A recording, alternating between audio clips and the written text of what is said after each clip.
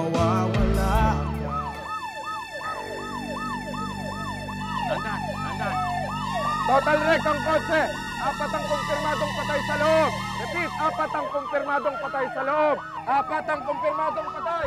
Hindi na namatay. Kumpirmadong patay. Over. Eh, ba yun eh? 4 lang ang nakitang bangkay sa may kotse. Wala yung isa. Tama na, pabayaan mo na. At kasama natin ngayon ang hero of the art, kaisa-isang anak na lalaki ni Governor na tumulong sa pagsagip kay Ernestina, si Alberto Montemayor. Sir, napakahigpit na security ngayon dito. Totoo po bang napupunta dito ngayon, Presidente? Nagpasabi kay Gobernador ang ating presidente na dadalaw nga siya ngayong umaga. At nagagalak nga kami dahil kahit magkaibang partido ang ating presidente at ang ating gobernador ay nagkakaisa sila sa kampanya laban sa kriminalidad. Kamusta na po si Ernestina?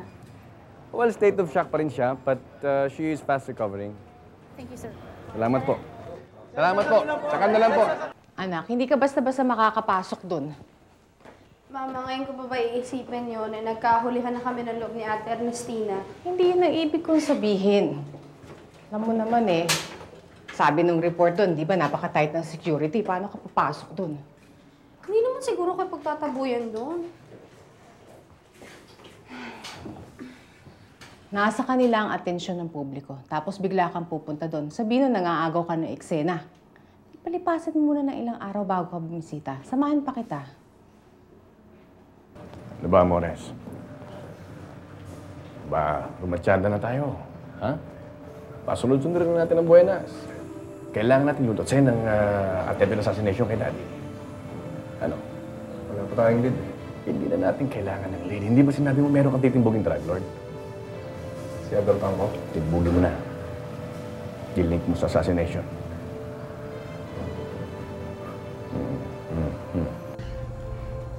There goes your ambition to become the next governor.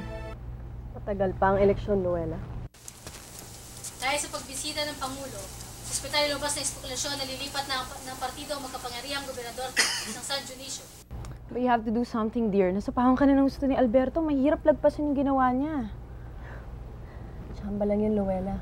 Madadapa din yan. Pinabulaan na naman ni Alberto Montemayor, Chief of Staff ng Governor, ang mga espekulasyon. Ay sa kanya, walang kinikilalang partido ang kampanya laban sa kriminalidad at karahasan. Sa anti-crime campaign ay nagkakaisa ang Pangulo at ang Gobernador. Waiter, pakinaan yung TV, please. Thank you. Alam mo ang problema sa'yo, Amanda? Marami kang bagahe. Yang mami mo, bagahe yan. Si Lucinda, isa pa rin yan. Makakasira sa'yo yung kapatid mong yan eh. Makakaladkad niya ang pangalan mo pababa. Kailangan gawa mo ito ng paraan. You have to do something about it. Kumilos ka.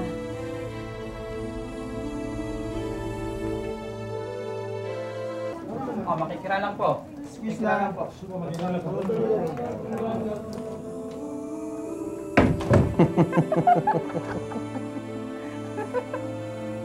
Galing mo talagang umarte. Maingay, makaabutan tayo ni Daddy. Eh, matatagalan pa yun sa labas. Kausap si Presidente. Pero Alberto, nakawala yung isang kidnapper eh. Huwag mo nang problemahin yung kami na ni Amores ang bahala doon. Eh, yung driver ng truck. Ayos na rin yun. Eh, pinalabas namin sa report na aksidente yung nangyari. Bagay na bagay sa'yo yung bansag nila sa'yo ah. Hero of the hour. Bango ng kapatid ko. Nga talaga yung publicity, alam mo. Hindi ko nga akalain eh. Pa, walang binatbat yung ginagawang publicity sa akin ng PR na naka-retainer sa akin. Kaliwat kanan pa ang interview ko. At sigurado ko front page pa sa dyaryo. Galing pa sa Malacanang. Alam mo, kung bukas ang eleksyon, panalo ka na. Huwag lang tayong sasabit. Magkano ba binigay mo kay Amores? 2 milyon. Good. Hindi na iimik yun. Yung kalahati ng pera, gamitin mo na sa eleksyon. Payat yun. Kulang na kulang yung 100 milyon para sa San Dionisio. Eh, pupunuan naman ni Daddy yun eh. Bilib na bilib sa'yo yung matanda. Nakita mo kung paano tayo purin sa harap ng presidente? Oo nga eh. Hindi nga ka makapaniwala eh. Na parang pantay na rin ang tingin niya sa atin tsaka si Rosa Camila. Hindi na magiging pantay. Masisira si Rosa Camila at Alicia kay Daddy. Wait and see. Bukas, may darating tayong shipment. Kailangan may deliver to kagad sa ating hideout.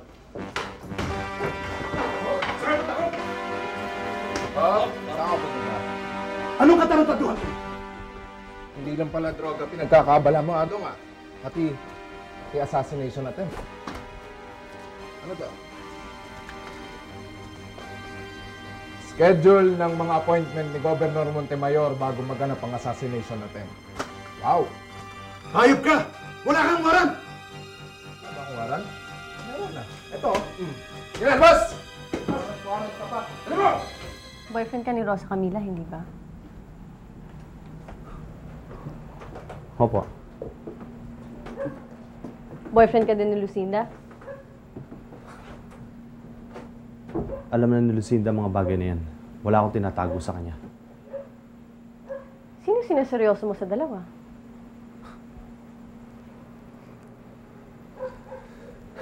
Para saan po ba yung mga tanong na yan? Mahirap ka kasing tansyahin kung matino kang kausap o hindi. Kung wala kang sineseryoso sa dalawa, malamang hindi ka nga matinong kausap. Pero, sa tipo mong yan, mukhang magaling ka magpaikot ng tao.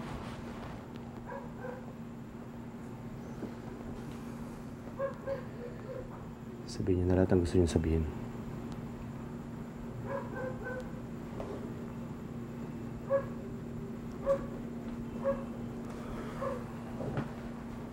Gusto kong patinuin mo si Lucinda. Ayaw niyang sumunod sa akin. Baka sa'yo sumunod. Gabayan mo siya. Pangaralan. Gusto kong alamin mo kung bakit siya nagkakaganyan.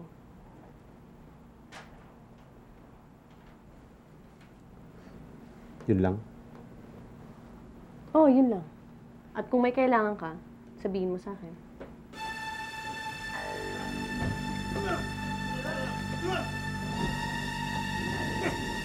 Saan ka na? Sana. Yeah. Adong. Alam ko namang wala kayong kinalaman sa pagpatay kay Gob. Libre na kayo. Ibat na.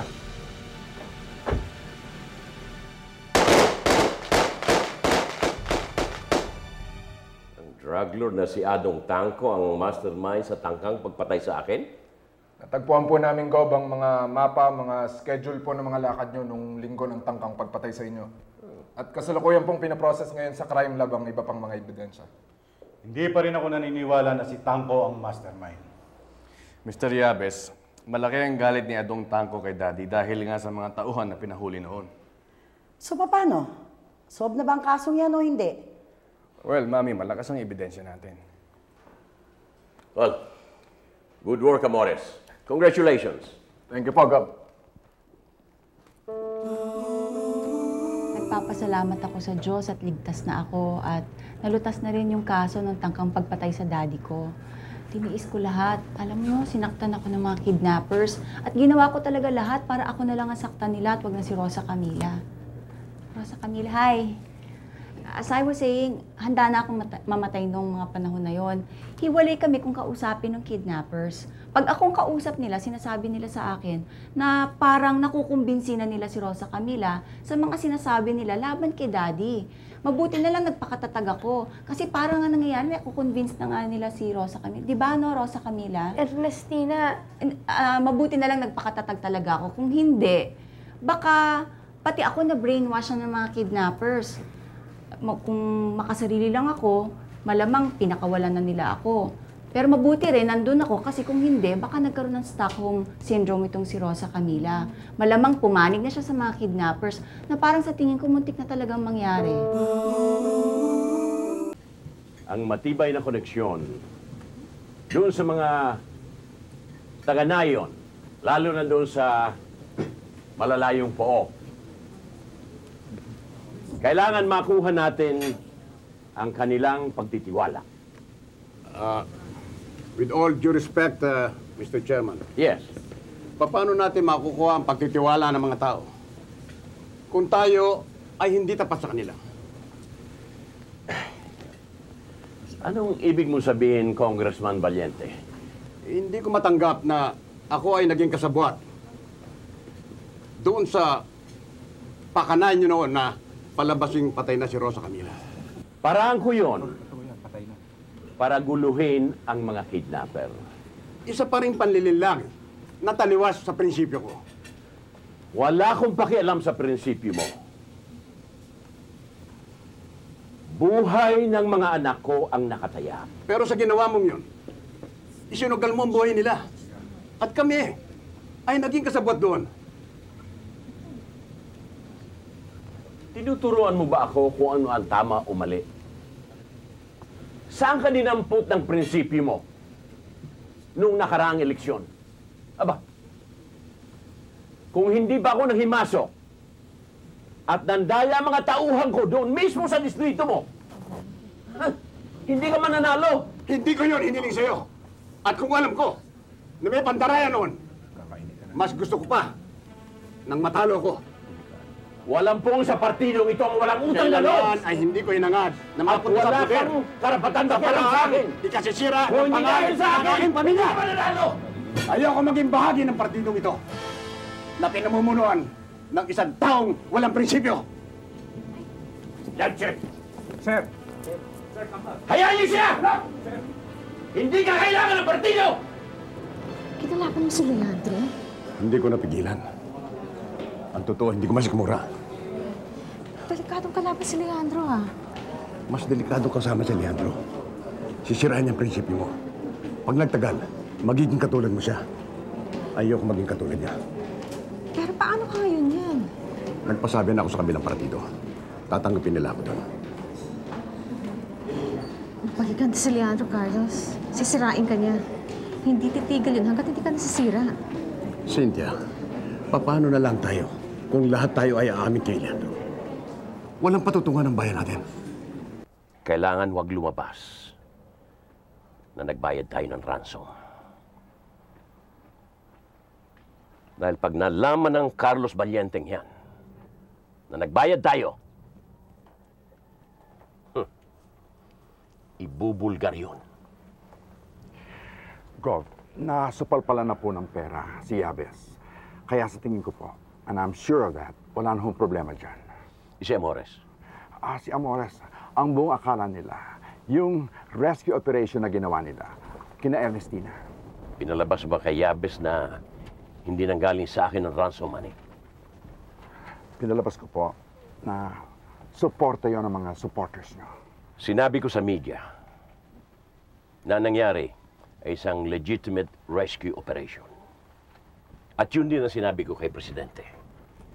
Pinagmayabang ko pa nga na kahit kailan, hindi ako natakot sa mga kidnapper. Pero Asturias, pag nalaman ito ng mga tao na tayo ay nagbayad ng ransom, lalabas akong kayaya. Gov, I assure you, walang makakaalam po. Asturias, responsibilidad mo yan. Yes, sir. Siya nga pala, sir. Nakausap ko po si Sarina and... Asturias, huwag natin pag-aksehan ng oras ang walang kakwenta-kwenta. Yes, sir. I'll be going now, sir. Thank you. Kailan ka pa naging guidance counselor ko?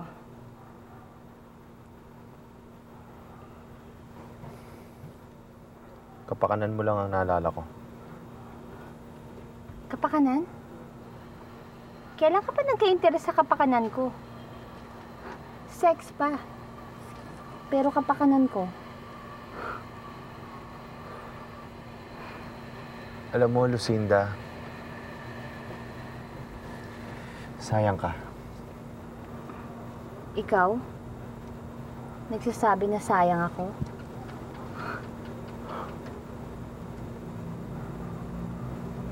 Baguhin mo kaya yung estilo mo. Ano naman pakialam mo sa estilo ko? Magpalapad ka ng papel sa daddy mo. Huwag mo akong tuturuan ng gagawin sa buhay.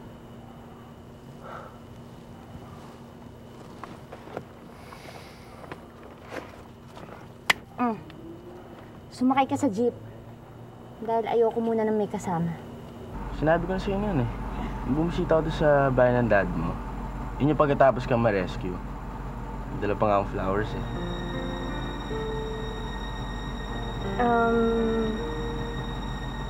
May sinabi ka nga rin pero hindi ko na maalala kung ano eh. Ano nga ba yun?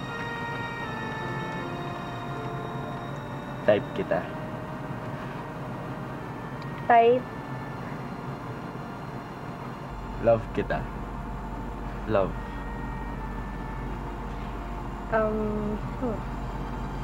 Alam mo, Carlito, napaflatter ako dun sa sinasabi mo, pero alam mo namang hindi pwede, diba? Wala lang. Gusto ko lang naman na malaman mo eh.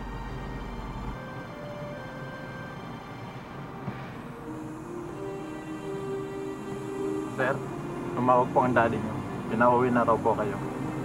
Orgel.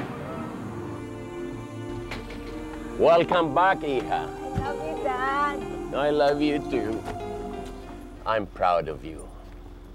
Hanga ako sa tapang mo. Isa kang tunay na Montemayor. Ma, correct ba si Daddy? Bakit mo natanong yan?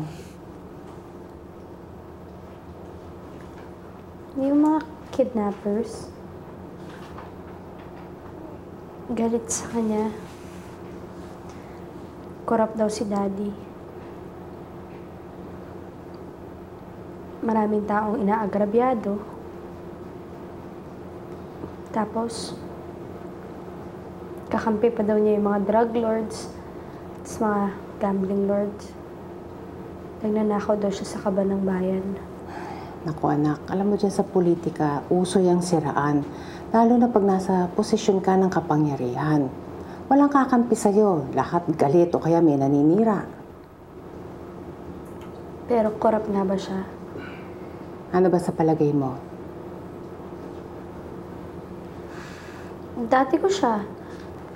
Mabait siyang tao kasi mabait siya sa akin. Iyon ang pagkakaalam ko. Tama ka. Mabait ang daddy mo at mapagbigay. Pero katulad ng ibang tao, marami rin siyang kapintasan. Pero hindi siya yung halimaw na inilalarawan ng mga kalaban niya. Mararamdaman mo naman yon, di ba? Ma'am, isang baso lang yan, ha? Tama na. Magkakasayahan lang naman tayo.